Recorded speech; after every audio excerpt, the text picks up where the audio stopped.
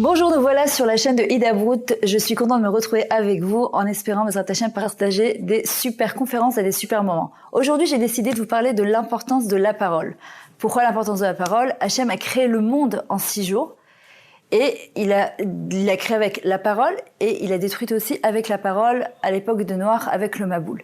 Et on sait que la parole, c'est quelque chose de plus qu'important, d'essentiel, de vital.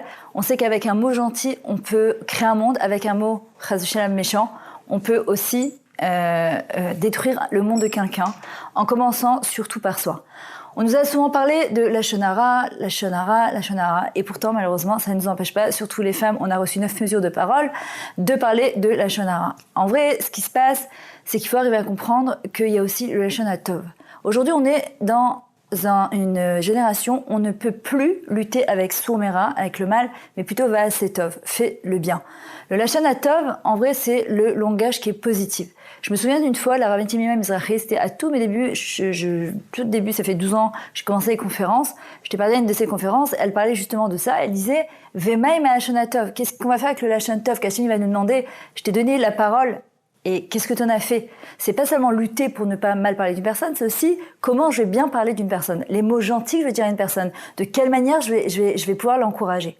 Alors on sait qu'un mot, mila, d'accord, ça vient du mot yahalom. Yahalom, c'est quoi? C'est un diamant. Ce qu'une personne doit sortir de sa bouche, ce sont des yahalomim, des diamants. Surtout une femme. Une femme, elle est menachemet, elle console, imodeded, elle encourage.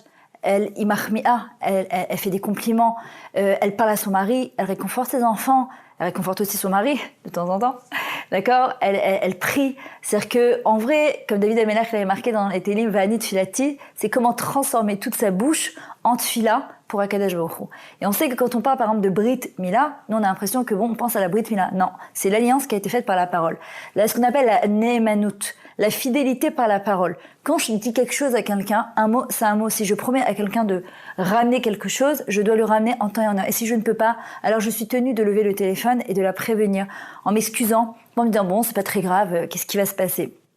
En vrai, avec notre bouche, on peut faire pachout des miracles. Des miracles. Rabbi Meir Balanes, on voit que sa force à lui, que jusqu'à aujourd'hui, on l'implore, on demande à Rabbi Meir, et là, des Meraneni, c'est-à-dire que par le Dieu de Rabbi Meir, par son srout à Rabbi Meir, que Kadosh Baruch Hu peut intervenir en notre faveur, et que jusqu'à aujourd'hui, Baruch Hashem, les gens témoignent de leurs miracles par le mérite de Rabbi Meir Balanes. En vrai, pourquoi? On dit qu'il y a marqué dans la Gemara, Baruch Shama Havaya Olam, c'est-à-dire que la bouche de Rabbi Meir, elle était devenue au même niveau, si on peut dire, que la bouche d'Akadosh Baruch Hu quand il a créé le monde chez Amar Vaya Olam, qui a dit et qui a mis le monde en place. Il faudrait que c'est notre carte de visite. Et on sait que quand Rabbi Meir, que Dieu préserve quand il a perdu ses 2 enfants, Bruriel est venu, elle a posé la question, elle lui a dit « Qu'est-ce qu'on fait quand quelqu'un nous donne en gage quelque chose ?» Rabbi Meir a répondu « On est censé lui rendre. » Et on dit dans la Gemara que si Rabbi Meir n'avait pas tranché cette halakha, il n'était pas venu en disant on doit rendre ce gage à la personne en question, et si Rabbi Meir, quand il a su Motzei Shabbat que ses 2 enfants étaient morts, il avait la possibilité de leur faire triatametim, de faire revivre ses enfants. Et pourquoi? Tout simplement, c'est pas si simple, mais c'est tout simplement parce que sa bouche, c'était devenu un kli kadosh, un ustensile saint, une bouche saine. Il faut arriver à comprendre qu'avec notre bouche, on peut faire des miracles. Et c'est notre carte de visite. Il y a des fois, tu vas voir des gens qui sont beaux, classe, bien, et juste ils ouvrent leur bouche, tu te demandes qu'est-ce qui s'est passé. Il y a des gens plus sains, plus fins, mais ils ont du chen dans la bouche, de la grâce, de la gentillesse, de la douceur. Quand on dit encourager quelqu'un, ça se dit oded, idoud. Od, yad, c'est donner la main à quelqu'un. La gematria de yad, c'est yud dalet, c'est 14. Et redonner la main à quelqu'un, ça fait aussi 14, ça fait 28, c'est la gematria de Kohar. On donne la force à quelqu'un d'avancer dans la vie. Je pose une question. Quand on veut dire quelque chose à quelqu'un, est-ce qu'on réfléchit, Bichal, à ce qu'on va lui dire? La Torah, elle nous invite à devenir très, très, très, très fin. Et en vrai, ça commence par la pensée. Je pense, je parle et j'agis. En vrai, avant de parler, par exemple, je donne un exemple. Quand on veut mal parler de quelqu'un, en général, qu'est-ce qui se passe? Tout de suite, on lutte, on se dit c'est grave, il faut pas que je fasse du hachonara, parce que c'est équivalent aux 3 plus grosses avérotes, et comment je vais faire, mais il faut que je me taise, mais j'ai envie de parler, etc.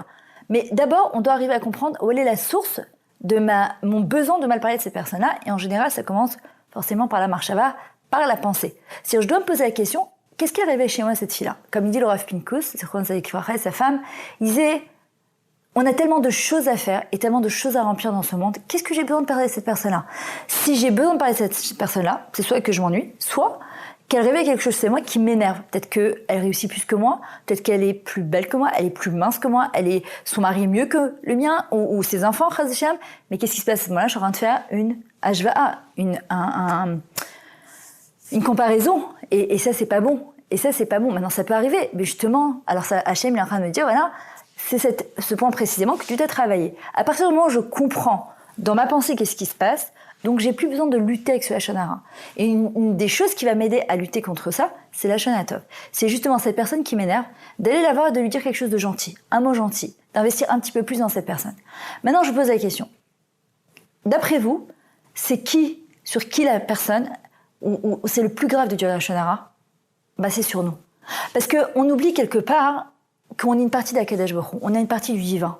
On a une partie du divin en nous et on doit se le rappeler. C'est-à-dire qu'on doit se rappeler que Akadosh Baruch Hu, comment il nous a créé, c'est ce qu'il y a de mieux pour nous, c'est ce qu'il y a de plus parfait. Et quand je commence à mal parler de moi, je suis bête, je suis nulle, j'y arriverai jamais, laisse tomber, je suis tout ce que je fais, de toute façon ça. Qu'est-ce qui se passe? Je suis en train de dire à Hachem quelque part, en d'autres mots, excuse-moi, mais franchement, tu t'es complètement trompé dans ton programme là, c'est pas du tout comme ça que ça aurait dû être autrement. Et en vrai, je dois arriver à comprendre qu'en vrai, quand je fais ça, c'est une guilla, je touche à Akadosh Baruch Hu directement. Et comment j'ose espérer bien parler de mon mari, de mes enfants ou des autres si je me parle mal toute la journée? Ve'afta l'iracha kamocha, tu aimeras ton prochain comme toi-même. C'est-à-dire que d'abord, pour pouvoir bien parler des autres, je dois me considérer moi avec bienveillance. Je veux vous dire, notre pire des ennemis, c'est nous. Et notre meilleur ami, c'est nous. Je dois apprendre à me fréquenter, à être ma meilleure amie, à être un peu plus gentille, plus bienveillante. Ça arrive les erreurs. Il n'y a que Dieu qui est parfait. On n'est pas parfait. Et c'est baissé d'Argamour. Akadosh Baruch Hu nous a jamais demandé d'être parfait, heureusement pour nous. Quand Hachem, il a dit à Abraham, lech lecha, il lui a dit, dépasse-toi. L'air, lecha. Mais sois toujours en mouvement. L'air, c'est Gematria 50. Lecha, Gematria 50, ça fait 100. C'est la perfection. Hachem, il dit, sera toujours en processus de ishtalmut, pas de shlemut, de perfection, c'est-à-dire en train de se parfaire. Nous, on n'est pas des animaux, on n'est pas que sur 4 pattes, on n'est pas stable, on avance. Et le principal, c'est d'avancer. Alors, des avérotes, c'est normal d'en faire. Le truc, c'est de ne pas rester dedans. Le mot avéra, c'est du mot avar, passé. Allez, maintenant, on avance. Comment on apprend? Comment on évolue? Qu'est-ce que je fais avec cette chose-là?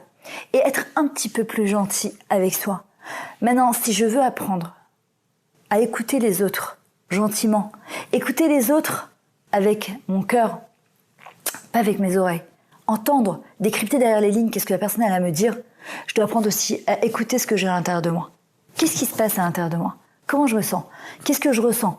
Qui je suis? Est-ce que je me connais suffisamment? Quand j'ai mal, je fais semblant de ne pas avoir mal ou j'ai vraiment mal? De mettre des mots sur les mots. D'accord? Sur ce que je ressens, des mots MOTS sur des mots MAUX.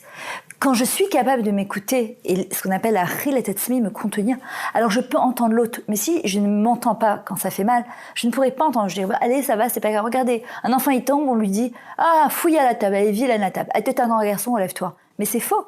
C'est faux, c'est pas comme ça qu'on devrait faire. Normalement, on est censé prendre cet enfant, lui faire un ribouk, l'enlacer, l'embrasser et lui dire, où t'as mal chérie? Viens. Et en général, il se calme tout de suite. Je terminerai avec une histoire. On raconte qu'un jour, il y avait un groupe de grenouilles qui se promenaient dans une forêt. Et puis, il y a deux grenouilles qui sont tombées dans un trou. Et les copines très sympas, elles lui disent, écoutez, c'est votre mektoub, c'est votre mazal, c'est comme ça, vous terminerez dans votre trou et laissez-vous mourir, de toute façon, vous n'avez pas la force de sortir de là. La première grenouille, elle s'allonge, elle se laisse mourir, elle attend sa fin. Et la deuxième, plus les copines, elles lui disent, allez, tu pourras pas sortir, laisse-toi mourir. Et puis, la copine grenouille, qu'est-ce qu'elle fait? Elle fait tous les efforts du monde pour pouvoir sortir. Et puis, à un certain moment, elle fait un bond en avant et boum, elle sort. Et les copines, elles lui disent, je comprends pas, comment t'as fait? Elle fait, Et en vrai, ce qui se passe, c'est que cette grenouille-là, elle était sourde, elle n'entendait pas. Et en fait, elle a su, les Faresh, expliquer les mouvements de ses copines. Une, elle les a laisse-toi mourir, et l'autre, elle a compris que c'était des encouragements.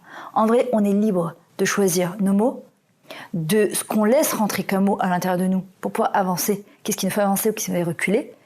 Et on doit absolument, toujours prier pour utiliser les mots qu'il faut à Donai Sefatai, Tiftar Piofi Agite la Terra. Hachem, si déjà tu me permets d'ouvrir ma bouche, alors Bezrat Hachem, que je puisse raconter Bezrat Hachem que des louanges. Je vous dis à très bientôt.